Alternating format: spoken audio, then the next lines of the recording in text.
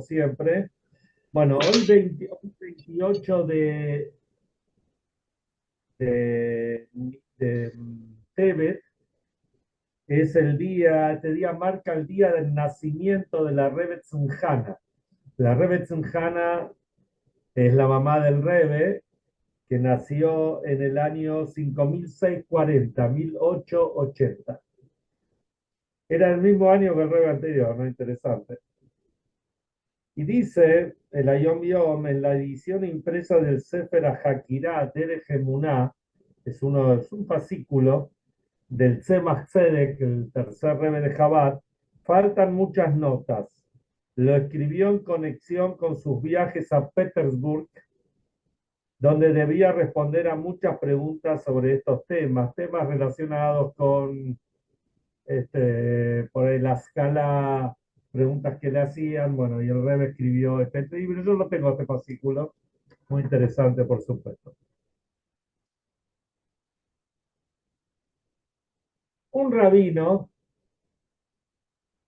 para acá, para Israel, para Kleiner, un rabino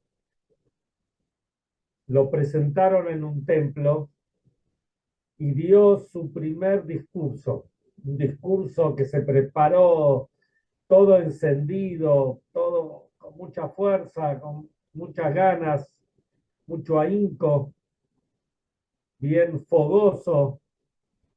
Cuando terminó el discurso, se le acerca el presidente de la comunidad, y que era un tipo, ustedes saben, hay comunidades que el presidente se lo elige, entre otras cosas, por el poder económico que tiene. Entonces se le acerca y le dice: Rabino, me impactaron los dos discursos que usted dijo, que acaba de decir. Entonces dice: ¿dos discursos, señor presidente? Dije uno solo. No, no, Rabino, dijo dos discursos. Dijo el primero y el último. El último discurso que va a decir en este templo. Esto es un prólogo. Bueno. Esto es un prólogo para la parshá de la semana. Hashem quería que Moshe vaya a lo del pueblo, al Am Israel, al pueblo de Israel. Pero cuando se le presenta, eso lo vimos en la parashá la semana pasada, se le presenta en la zarza ardiente, en el Sne. Y esta semana, nuevamente, Hashem lo manda a Moshe y le dice, después que Moshe se le queja que el pueblo está ahora peor que antes, porque ahora tienen que buscar la paja para hacer los ladrillos, etcétera. Entonces Hashem le dice: anda y decirle y asegurarle al pueblo de Israel que van a salir, van a, que van a salir, va a llegar la Geulá, van a salir de Egipto.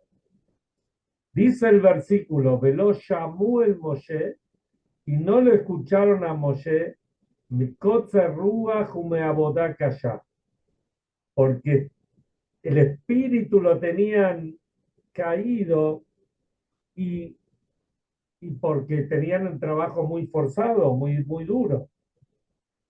Y después Hashem le dice a Moshe: anda y hablale lo mismo al faraón, decirle al faraón que llegó el momento de que deje salir a mi pueblo de Egipto.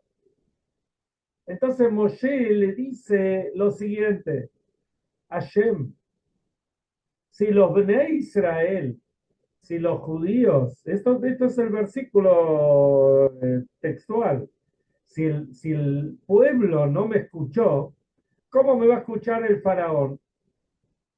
Y acá Rashi nos está mostrando una shitá, una forma de estudio de la Torá. Si ustedes prestan atención en el Sidur, todas las mañanas hay un párrafo que dice Rabbi Ishmael Omer. Rabbi Ishmael dice: Bishlosh Esrei Midot a Torah Nidreshet. La Torah se la estudia, se la desarrolla con 13 reglas. Y la primera regla se llama Kal Vahomer. Kal es algo liviano, Homer es algo pesado, digamos, más hamur, más pesado. Entonces, entonces dice, Rashi trae, dice, esto es uno de los, y es Kal Vahomer, creo que trae la Torá. Si el pueblo de Israel no me escuchó, ¿cómo me va a escuchar el faraón? Vamos a decir otra cosa. Si no puedo levantar un paquete de 5 kilos, ¿cómo voy a poder levantar una valija que pesa 10 kilos? Eso se llama Calva Homer y es una de las reglas, de las 13 reglas con las cuales se estudia la Torah. Viene, vienen los sabios y preguntan, no es lo mismo.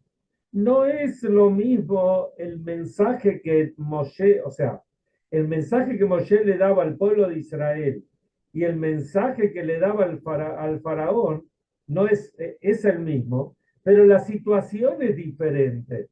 Entonces el Calvajomer no podemos hacerlo. ¿Por qué la situación es diferente? El pueblo de Israel, el Am Israel, no podía escucharlo a Moshe. ¿Por qué? Muy sencillo. Dice Mikotze Ruach ya una persona, cuando acá tenemos a nuestro psiquiatra de cabecera, por lo menos del Shiur. Supongo que José nos analizás cada vez que hablamos, a ver si estamos bien o estamos medio obsedreit. Este, Analizo lo que decís, lo que contás. pero un psiquiatra, una persona, cuando viene un paciente, digamos, psiquiátrico, con alguna situación, no tiene que estar mexígenes, no tiene que estar loco, pero puede tener alguna situación. Si la persona está con el espíritu bajo, está muy estresado, está muy apretado por el trabajo, porque trabaja mucho y la plata no le alcanza, porque tiene que ir de un trabajo al otro, por lo que sea, y porque el trabajo es pesado, entonces esa persona tiene un motivo por el cual no va a escucharlo. Y eso es lo que pasaba al pueblo.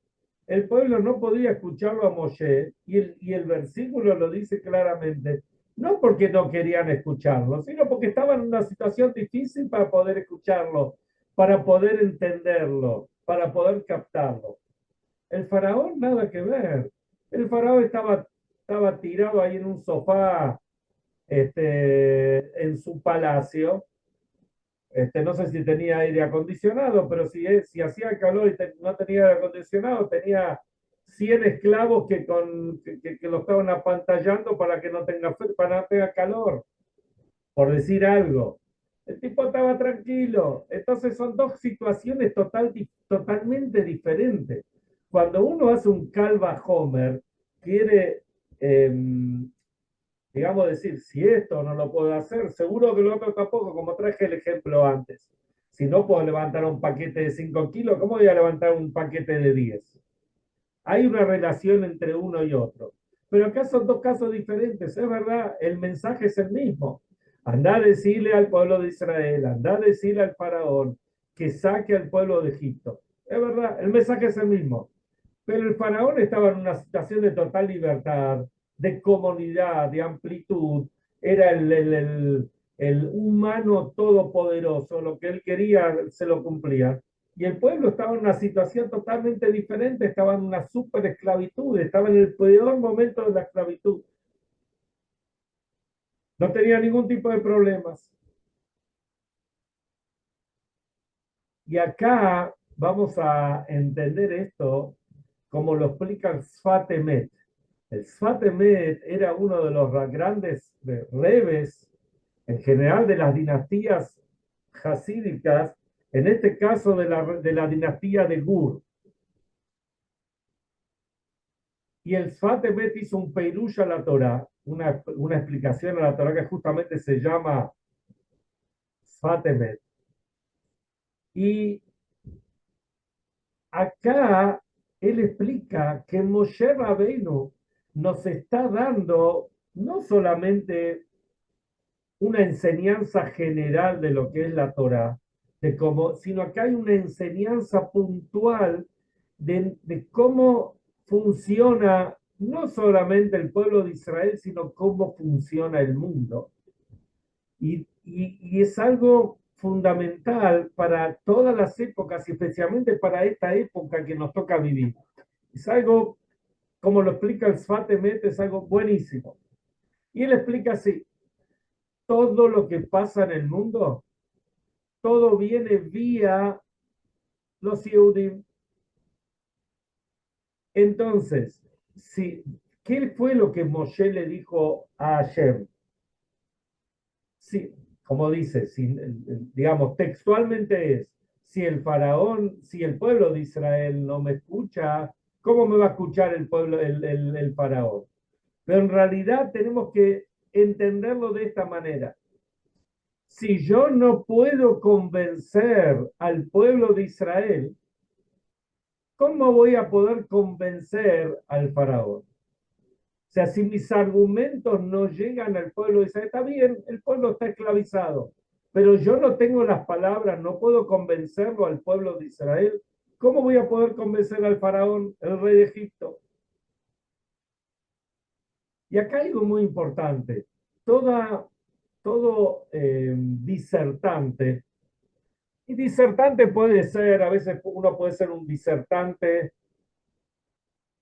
para una multitud, uno puede ser un disertante en un templo, en una universidad, en un grupo de amigos, o también en el negocio que uno tiene. Si uno quiere vender una gorrita beige, que la veo ahí atrás, con una H atrás, no sé, tiene una gorrita beige o azul o lo que sea. O uno quiere vender una propiedad, o uno quiere vender un libro, o uno quiere convencer a un paciente, a un alumno. El primero que tiene que estar convencido es uno mismo. Si uno no está plenamente convencido, si yo voy a vender la gorrita ahí que tiene Obadia, que tiene Eduardo ahí en Don Bernardo, si él quiere vender la gorrita, pero si la gorrita es un schmate, por decir una corta, o sea, que tiene muy mala calidad, entonces, ¿cómo va? O por lo menos él no está convencido que la gorrita es de buena calidad. Entonces, ¿cómo va a poder convencer al otro que es bueno?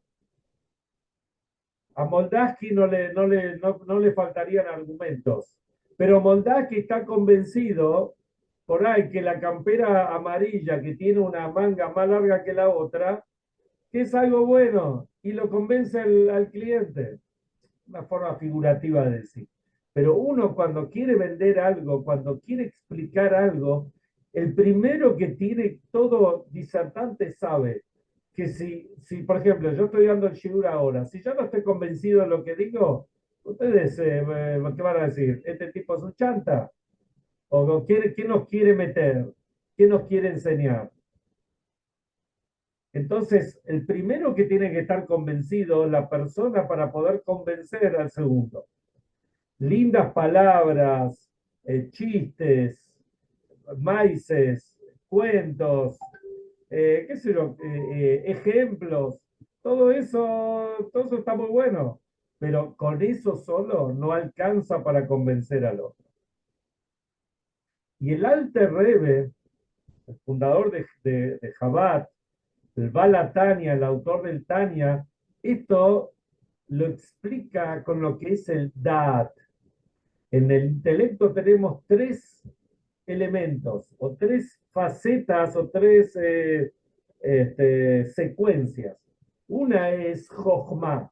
Jochma es el puntito, es la chispa, es la ocurrencia que nos viene de arriba la idea. Después viene Binah. Binah es el desarrollo de la idea para lo ancho, a lo amplio, etc. Pero después viene Dat. Dat es conocimiento, pero Dat dice el versículo de Adam y Adá et Javá. Y Adam, el primer hombre, conoció a Javá. A Javá, Javá era la esposa, Eva. ¿Qué quiere decir que la conoció? La Torá se refiere a que se unió a ella y de esa unión salieron los hijos, Caín y Abel en ese momento. Caín y Abel. ¿Qué quiere decir Dat entonces? Dat es conexión, es conectarse con el tema. Hay distintos niveles de conexión. Están los niveles más amplios que tienen que ver con el mundo. Como dice Olam Katan Ze Adam, el pequeño mundo se refiere a la persona. La persona es el pequeño mundo. ¿No es cierto? Todo lo que pasa en el mundo en general, que es el Olam Gadol, pasa también dentro de nosotros, se refleja en nosotros de cierta forma o sutilmente. Entonces lo mismo sucedía ahí en Egipto. Si el pueblo iba a estar dispuesto para la Geulá, para que la Geulá es la redención, para la salvación, para la liberación de Egipto, entonces, si el pueblo iba a estar convencido, se iba a poder convencer también a Paró Melech Mitzrayim, al faraón, el rey de Egipto. Pero si el pueblo no está convencido, ¿cómo vamos a convencer al faraón? El primero que tiene que estar convencido es uno mismo. Pero para que realmente poder convencerse o convencer al otro, como Moshe quería convencer, tiene que estar, el convencimiento tiene que ser biprimiut. Biprimiut quiere ser interiormente. Uno realmente tiene que sentir esto. ¿Y cómo se puede sentir esto? Es interesante. Ben Gurión fue el primer ministro de Israel, etcétera, y estuvo ahí en la liberación y en las tratativas para el Estado, etcétera. Él solo dijo, él dijo en su momento que los primeros que tenemos que estar convencidos somos nosotros mismos, para poder convencer al mundo que la tierra de Israel nos pertenece. Nosotros mismos tenemos que estar convencidos. Si nosotros no estamos convencidos, ¿cómo vamos a convencer al mundo? Que eso tiene que ver con nuestra vida ahora. Fíjense qué interesante.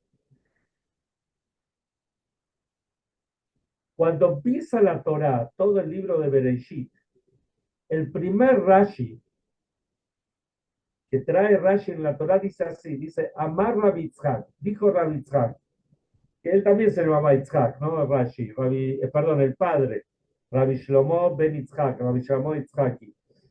Dice, Amar Rabbi Yitzhak, la Torá no tenía que haber empezado en el Bereshit.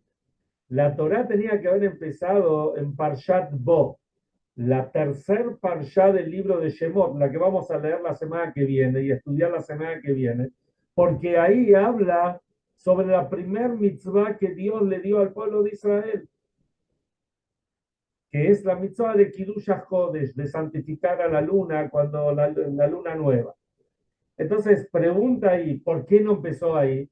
¿Para qué hacía falta que Hashem nos escriba todo el libro de Bereshit y tres porciones, tres parshiot en Shemot, para recién llegar, o dos parshiot y media, para recién llegar a la primer mitzvah que Dios nos da en la Torah? Y Rashi mismo contesta, porque si van a venir los pueblos del mundo, y los pueblos del mundo van a decir, ¿qué derecho tienen ustedes sobre la tierra de Israel? Entonces ustedes le van a decir que la tierra le pertenece Bereshit para Elohim, la tierra le pertenece a Hashem, él se la dio a quien quiera, después se la sacó y se la dio a quien quiera. Entonces la Torá atestigua que esto nos pertenece a nosotros. Y la Torá es algo aceptado por todo el mundo. Entonces, los primeros que tenemos que estar convencidos, creer en esto para poder influir en los demás, somos nosotros mismos. Hay una historia que puede ser que la conté alguna vez, pero encaja perfectamente con esto que estamos hablando. Una vez el Rab Israel Meir Lau, el papá del gran rabino de Israel de ahora, que es uno de los grandes líderes que tenemos hoy en día en Israel, sobreviviente del Holocausto, etcétera. En el año 1973, estaba hablando con Ben Gurión, y Ben Gurión lo llamó, Ben Gurión era una persona que le apasionaba el Tanaj. Y el Rab Lau es un erudito de la Torá en general, del Tanaj en particular. Entonces el Rab Lau fue al kibutz, a Sde Boker, al kibutz en el sur donde estaba Ben Gurión, a charlar. Empezaron a charlar de Tanaj. Ben Gurión le hizo muchas preguntas y el Rab Lau se, la, digamos, se las explicó, ¿no es cierto? Porque como siempre decimos, la Torá en particular y el Tanaj, todo el Tanaj, no es un libro de lectura, sino hay que saber interpretarlo. Por eso lo llamó el Rablau. Entonces, el Rablau, cuando terminó de explicarle todo, entonces Rablau le pregunta, le dice a Ben Gurión, dígame, señor, don David, le habrá dicho, Red Dube, le habrá dicho, dígame, eran coterráneos, porque los dos nacieron en Polonia. Entonces le dice, dígame, quiero hacer una pregunta sobre un hecho que se cuenta y quiero saber si realmente es verdad o no es verdad. En el año 1937 hubo una comisión que se llamaba Comisión Phil, o Phil, algo así, que vino el Lord Phil de Inglaterra, estaba el mandato inglés, que estaban, digamos, analizando la posibilidad de separar de terminar el mandato, de darle parte a los Yehudim. Entonces hubo toda una comisión, o sea, toda una reunión, donde vinieron distintos árabes de distintos lugares y Ben Gurión, los distintos Yehudim, a exponer por qué les corresponde. Y de hecho, en un momento los árabes, ellos dijeron, la tierra nos corresponde a nosotros. ¿Por qué? Porque ellos antes del mandato inglés estaba el mandato, estaban bajo los otomanos, los turcos, y los tipos trajeron los títulos de propiedad que los turcos le habían otorgado a ellos. Entonces, este Lord Phil le dice a Ben Gurión, bueno, explíqueme, ellos tienen los títulos de propiedad. ¿Qué título de propiedad tiene usted sobre la tierra de Israel, sobre esta tierra que usted dice que les corresponde? Entonces, el Ben Gurión sacó un Tanaj, sacó una Torá y le mostró, acá está el título de propiedad que nosotros tenemos, que esto nos pertenece a nosotros. Y se lo aceptaron. Y de hecho, después cuando se separó la tierra, se le dio la parte de los Yehudim. O sea que fue convincente que la Torá es la Torá y los pueblos lo aceptan y lo entienden. Y después Rablau le preguntaba a Ben Gurión, y dígame, si usted tiene este mismaj, digamos, este documento, que el documento prueba que la tierra nos pertenece a nosotros, entonces hay que cumplir todo lo que dice el documento. ¿Por qué no cumple todo lo que dice el documento, lo que dice la Torá? Entonces Rablau cuenta, Ben Gurión era un jajam. Ben Gurión era un tipo inteligente. Yo diría Ben Gurión era un tipo piola. Porque, a ver, la pregunta, me salté algo de lo anterior. El Phil, Lord Phil, le preguntó a los tipos, a los árabes, ¿ustedes dónde nacieron? Y ellos dijeron, nacimos acá. ¿Y por qué le corresponde la tierra? Te mostraba los documentos que tenía. A Ben Gurión le pregunta, ¿y usted dónde nació? Y yo nací en Polotsk, en Polonia. Entonces, ¿por qué le corresponde? Entonces le muestra la Torá. Entonces, ahí Rablau le dice, entonces, si usted tiene este documento, como diciendo, hay que cumplir todo lo que dice ahí. Entonces Rablau dice, Ben Gurión es un tipo piola, un tipo inteligente. no le contestó nada, se cayó la boca. Como diciendo, así son las cosas. Pero lo más importante, todo el mundo sabe a quién le corresponde las cosas. Incluso el Rebbe dice que incluso los árabes saben a quién le corresponde. Y volviendo al tema central de lo que estábamos hablando en el Shiur, uno ve que el Rebbe, nuestro Rebbe, hablaba, y no solamente el Rebbe tiene influencias sobre sus Hasidim, sus alumnos, sus discípulos, sus simpatizantes, sino sobre muchísima gente. Entonces la pregunta es, ¿por qué tiene esa influencia, ese éxito? ¿Por qué llega a cada uno? Y uno se hace la pregunta más fuerte todavía. El Rebbe físicamente hace casi 30 años, ahora se cumplen 30 años que no está. Entonces, ¿cómo puede ser que gente que cuando el Rebbe vivía ni había escuchado del Rebbe? ¿Cómo puede ser que acepte las enseñanzas del Rebbe? Y la respuesta es lo que venimos diciendo. El Rebbe, cuando el Rebbe le pedía a la gente que haga cosas, cuando nos pedía a cada uno de nosotros que vayamos y nos acerquemos a otro Yehudí y difundamos Torah y Mitzvot y que hagan una mitzvah y otra mitzvah y otra mitzvah, y no solamente entre los Yehudim, sino que también tengamos influencia sobre los no Yehudim, el Rebbe no lo decía como un postulado. El Rebbe creía fielmente en nosotros. Sabía y sabe que cada uno de nosotros tiene un potencial impresionante. Y el potencial de cada Yehudí es poder influir en el mundo. O sea, así como dijimos antes, que la pregunta de Moshe fue, hacia Hashem fue, si yo no puedo convencer a los Yehudim, ¿cómo voy a poder convencer a Parón Melech Mitzrayim, al faraón, el rey de Egipto? La respuesta es, y esto es lo que nos dice Rebbe a nosotros, vos seguro que podés influir, porque cada uno tiene el potencial de influir, porque de hecho Moshe terminó influyendo, tanto los Yehudim como en el faraón más a la fuerza, porque Hashem le endureció el corazón, pero al final nos dejó salir, digamos. Él dio el ok, dio la autorización, pero los Yehudim se convencieron al final. Moshe pudo convencerlo. Así también cada moré con sus alumnos, y así también cada persona puede convencer al compañero. Y esa es la misión que cada uno y uno de nosotros tenemos.